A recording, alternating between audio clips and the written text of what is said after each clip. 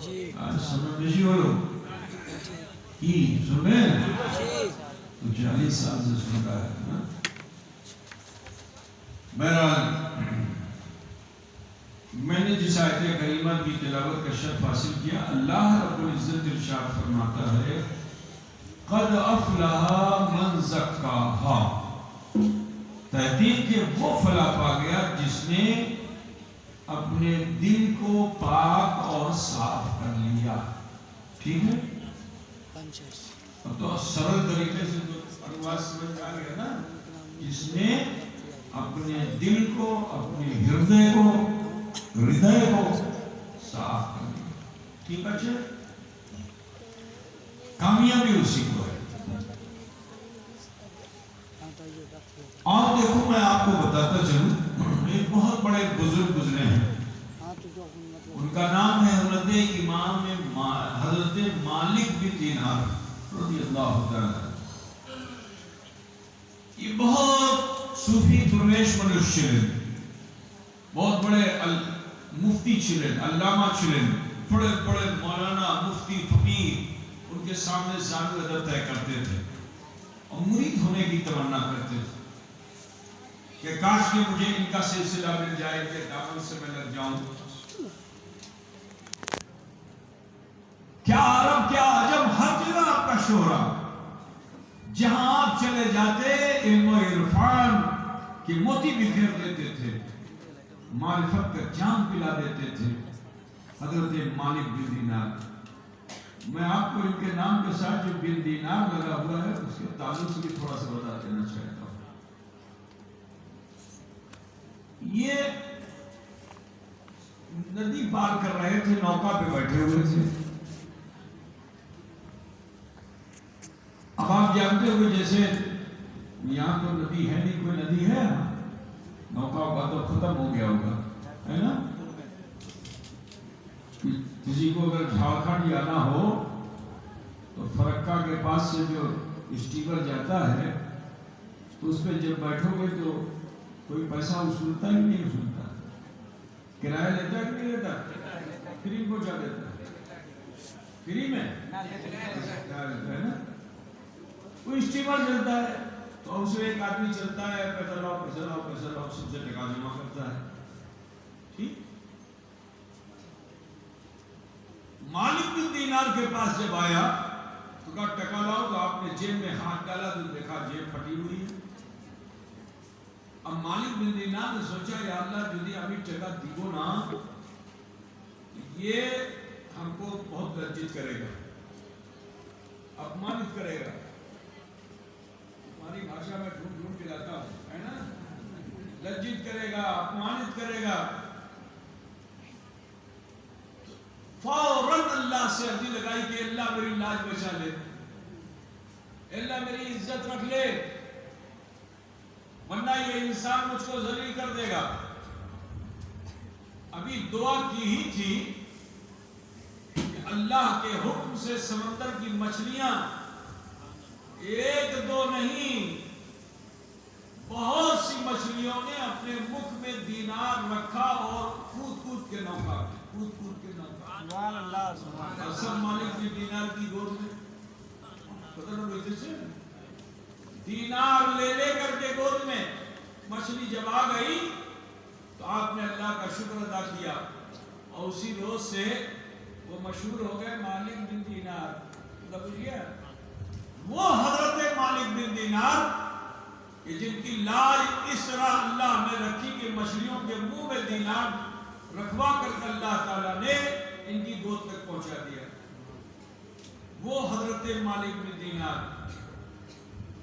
جہاں جہاں ایک عزت، ایک شہرت، ایک نام، کوئی ہاتھ چومے، کوئی پیر چومے، کوئی کپڑا چومے، جو مل جائے حضرت کا وہ چومے. ایک مرتبہ آپ بصرہ شہر میں، عراق میں ایک شہر ہے، اس کا نام ہے بصرہ. آپ لوگوں نے نام سنا ہوگا، ایک بہت بڑی بزرگ بیوی گزری ہے، ان کا نام ہے حضرت رابعہ بصریہ. نام سنا ہے نا. ایسی جلیل القدر بزرگ تھی کہ خواجہ حسن بصری اس وقت تک خطاب کرتے ہی نہیں تھے جب تک کہ رابعہ بصریہ ان کی محفل میں آ کے بیٹھ نہیں جاتی. بڑا مقام تھا. تو وہ بصرہ کا نام آپ نے سنا ہوگا. خواجہ حسن بصری جو تمہارے شجرے میں بزرگ ہیں جنہوں نے مولا علی سے تم کو ملایا ہے سلسلے قادریہ میں. ٹھیک ہے. تو اے عزیزو آپ وہاں پہنچے تو وہاں آپ کا کوئی چین نہیں تھی, کوئی پہچان نہیں تھی, کوئی نہیں جانتا تھا. صبح صبح کے وقت بصرہ شہر میں جیسے ہی داخل ہوئے تو دیکھتے کیا ہیں کہ ایک پھل مرچنٹ جو پھل والا ہوتا ہے, جسے تمہارے آگے کون سا وہ چوراہا ہے مالجی پور میں مندر کے پاس دیکھا پھل والی دکان, وہ دیکھو کیسے سجا کے رکھتا ہے نا. یہ سنترا ہے, یہ سیب ہے, یہ اس کو خوب سجا کے رکھتا ہے. تو وہ بھی صبح صبح کا سمے تھا, خوب اس کو گھس کر کے چمکا کر کے اور پھل کو رکھ رہا تھا. تو انہی پھلوں میں ایک پھل تھا, اس پھل کا نام ہے انجیر. بنگالی نہیں جانتے, آپ لوگ انجیر جانتے ہیں؟ بولو انجیر جانتے ہیں؟ کیسا ہوتا ہے؟ سوکھا کھایا ہے نا, تازہ کھایا, تازہ دیکھا ہے, ڈومر دیکھا ہے, ڈومر کا پیڑ ہے یہاں تمہارے وہاں, اس میں تنے میں بھی پھل نکلتا ہے نا, شاخا میں بھی پھل نکلتا ہے, تنے میں بھی پھل نکلتا ہے, ڈومر. تو ڈومر ہی کی طرح ہوتا ہے انجیر بھی. ڈومر چھوٹا ہوتا ہے, انجیر تھوڑا بڑا ہوتا ہے. اب اس انجیر کو دیکھنے کے بعد آپ کے من میں خواہش ہوئی کہ یہ انجیر میں کھا لوں. دکاندار کے پاس گئے, دکاندار سے کہا کہ دکاندار یہ انجیر اپا کے دو, ابھی کھاؤ.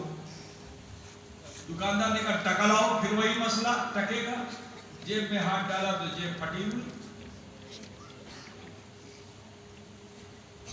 اب بڑی چنتا میں ہوئے کہ اللہ کی کری نا.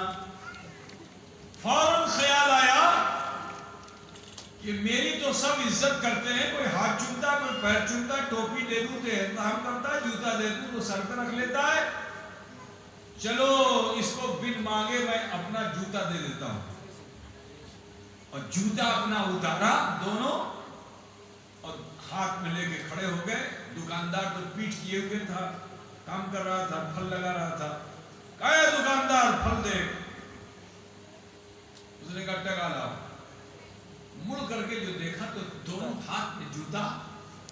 اب بہت اس کو چنتا ہوئی, راگ ہو گیا کہ اے بیٹا کی کسی آدمی کے سامنے جوتا دکھاؤ تو راگ ہوگا کہ نہیں ہوگا؟ اے کی کوشش بیٹا کی.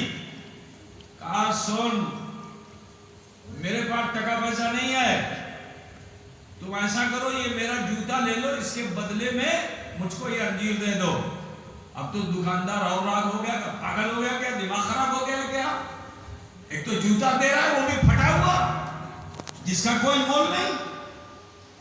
ارے جاؤ سکالے سکالے ہمار بونی خراب کرچن دوئی ہے نا, بنگلہ میں ایسی بولتے ہیں نا, سکالے سکالے ہمار بونی خراب کرچن, جا ڈانٹ کر کے بھگا دیا.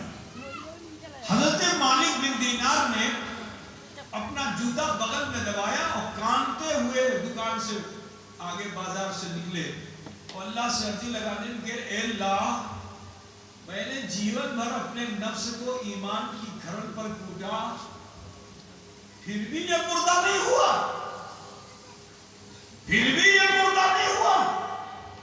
اے اللہ اب میں وہاں باسا نہیں کروں گا যেখানে মানুষ বাসা করছে.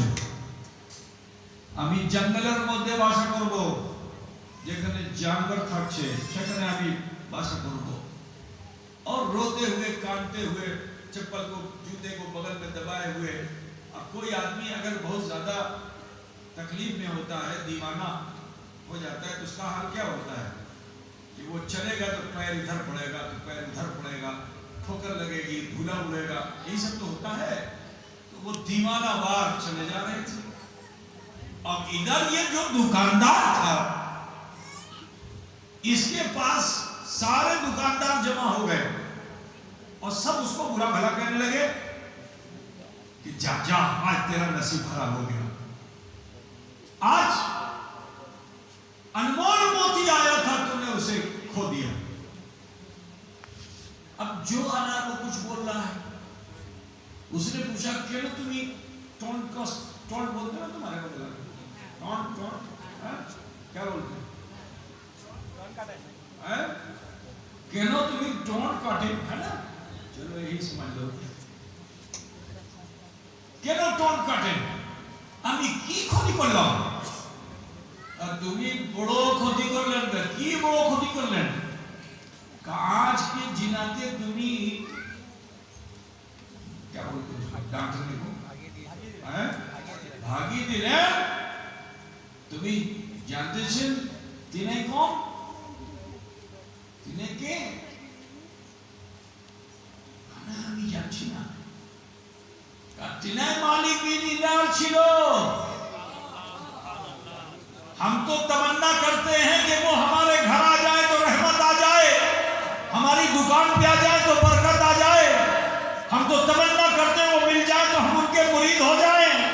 तुम्हारे वहां बिन बुलाए आए, बगैर दावत के आए, और तुमने उनको चीना नहीं। इतना कि उस दुकानदार ने सुना ना तो वो हाथ मलने लगा, हाय अफसोस, अभी तो उम्मीद लगा के बैठा हुआ था कि कभी ना कभी कहीं ना कहीं तो मालिक बिन दीनार मिलेंगे, जिस दिन मिलेंगे मैं उनका मुरीद हो जाऊंगा। आज अफसोस कि वो आए और मैं उनको चीन ना सका, इसका मतलब है कि मेरी मोहब्बत झूठी थी। मेरी क्या बोलते हैं मोहब्बत को, भालोबासा, আমার ভালোবাসা সত্য ছিল না, ঠিক है, तो मिथ्या बोलोगे तुम सत्य बोलोगे, है ना, सत्य छिलो ना। साहब रोते रोते कांदते कांदते जमीन पे लौटने लगा, हाय बाप हाय माँ करने लगा, अपने नसीब को कोसने लगा। लोग आके उसको तसल्ली दे रहे हैं, हत्ता कि उसका जो नौकर था गुलाम वो भी आ गया। अब उसने आकर के अपने मालिक से कहा, मालिक सबर करें, चिंता करें न सबर करें, ठीक है। अब जो उसने आंख खोली, देखा गुलाम खड़ा हुआ है, अपना आंसू पोंछा और कहा, ए गुलाम देख, तूने मेरी बड़ी सेवा किया है, मैं तुझे आजाद कर दूंगा उस सूरत में कि तू ये टोकरा जिसमें ये अंजीर रखा हुआ है फल, इस पे मेरे महबूब की नजर पड़ी है, इसे उठा के ले जा और मालिक बिन दीनार को तलाश कर, उनकी बारगाह में पेश कर, अगर वो ये हदिया ये तोहफा कबूल कर लेंगे तो तू उसी समय आजाद हो जाएगा। गुलाम भी बड़ा खुश हुआ कि चलो जीवन भर की गुलामी शेष हो जाएगी, आजादी मिल जाएगी। जल्दी से टोकरा उठाया, सर पे रखा, दुकान से आगे बढ़ा, रास्ते में पूछे बाजार में पूछता रहा, मालिक बिन दीनार को देखा, मालिक बिन दीनार को देखा। आखिर में एक आदमी ने बता दिया, हाँ अभी अभी देखा जाते हुए जंगल में। तो वो और तेज कदम बढ़ाता हुआ दौड़ता हुआ जंगल की तरफ भागा। कुछ दूर गया तो देखता क्या है कि दीवाना बार धूला उड़ाता हुआ जंगल में जा रहा है। समझ गया यही मालिक बिन दीनार हैं। दौड़ के गया, जाके चरणों को थाम लिया, सलाम मोहब्बत पेश किया और कहा, हुजूर अमी गुलाम इब्ने गुलाम आची, हुजूर আমার সালাম কবুল করিলেন, আমি আপনার জন্য একটা তোহফা নিয়ে আসলাম, সেটা আপনি কবুল করিলেন, तो मालिक बिन दीनार ने पूछा, ऐ गुलाम ये बता तेरे तोहफे में है क्या? और से सुनो मेरे भाइयों, पढ़ाने नगर वालों, कहा तेरे तोहफे में है क्या? कहा इटा केन तुम्हें जिज्ञासा करछे? का इसलिए कर रहा हूं कि मैंने जिस नफ्स को दुनिया में छोड़ा, कहीं ऐसा तो नहीं कि तेरे टोकरे में छुप कर आ गया, तेरे टोकरे में छुप कर आ गया हो, इसलिए पूछ रहा हूं। तो कहा आप तो रसूलुल्लाह के चाहने वाले हैं, हुजूर के तरीके को के मानने वाले हैं, हुजूर से भालोबासा करते हैं, हुजूर ने तो कभी किसी से नहीं पूछा, क्यों आपने पूछा? دریافت کرچے تو کہا اس لیے پوچھ رہا ہوں کہیں اس میں میرا نفس نہ چھپا. کہا اس سے کیا ہوا؟ আমি তো ভাবছি সেটা আপনার নফস আছে. যদি আপনি খাবেন সেবন করবেন তার উপরে आपका नफ्स आपके करीब होगा ना. और यदि আপনি খাবেন না শুধু অত আপনি বলিয়ে দেবেন कि আমি কবুল করলাম तो सुनो नबी को की आंखों को ठंडक पहुंचेगी. रसूलुल्लाह ने फरमाया कि जो किसी गुलाम को आजाद कराता है वो मेरी आंखों को ठंडक पहुंचाता है. तो हे मालिक बिन दीनार आप अगर कबूल कर लेंगे मुख से कह देंगे मैं कबूल कर ला तो मैं आजाद हो जाऊंगा. मेरी गर्दन का एक फंदा निकल जाएगा, मैं आजाद हो जाऊंगा. और जब मैं आजाद हो जाऊंगा तो रसूलुल्लाह खुश हो जाएंगे. तो जानते हो हजरत मालिक बिन दीनार ने क्या जवाब दिया? फरमाया कि गुलाम जिस तरह तू दुनिया में आजादी की तमन्ना रखता है वो तड़प रहा है कि दुनिया में मैं आजाद हो जाऊं, तो तू दुनिया की आजादी चाहता है और मैं महशर की आजादी चाहता हूं कि इस नफ्स को छोड़कर जब मैं रब की बारगाह में जाऊंगा तो पैरों में जुर्मों की हथकड़ियां नहीं होंगी, हाथों में खताओं की हथकड़ियां नहीं होंगी, बल्कि मैं ये तमन्ना करता हूं कि जब मैं अपने रब का सामना करूं तो आजादी के साथ सामना. तहदीद के वो फलक पा दिया जिसने तस्कीए नफ्स किया. मैं बड़ानी नगर के मुसलमानों, आज हमारी हालत क्या है कि अगर हम किसी के वहां दावत पे चले जाएं तो एक प्लेट के बजाय 2 प्लेट तो खाई लेते हैं कम से कम, और उससे ज्यादा भी हो सकता है. अगर बिरयानी हो तो क्या कहना, आज में बंगाली बिरयानी भी बहुत पसंद करने लगा है ना. तो हम अपने नफ्स पे काबू नहीं कर पाए, यही वजह हम नाकाम हैं. आओ मैं आपको बताऊं, हजरत मखदूम सुल्तान सैयद अशरफ जहांगीर सिमनानी बंगाल जब तशरीफ लाए, राजा थे वो, बादशाह थे, और जब बादशाह को ठुकराया और सीरू फिलंद की तफसीर बने, चप्पे चप्पे पे घूमते घूमते मुर्शिद ढूंढते मुर्शिद तलाश करते करते कहां आए? मालदा में आए, अलाउल हक के वहां आए. ठीक है ना. रास्ते में जानते हो क्या हुआ था उनके साथ? वो कितना उनमें तवक्कुल और कनाअत आ गया था. सुनो, कामयाब वही इंसान है कि जो कनाअत करता है वो तवक्कुल करता है. आज हमारा हाल क्या है कि अगर हमको आज 100 टका मिला है तो इस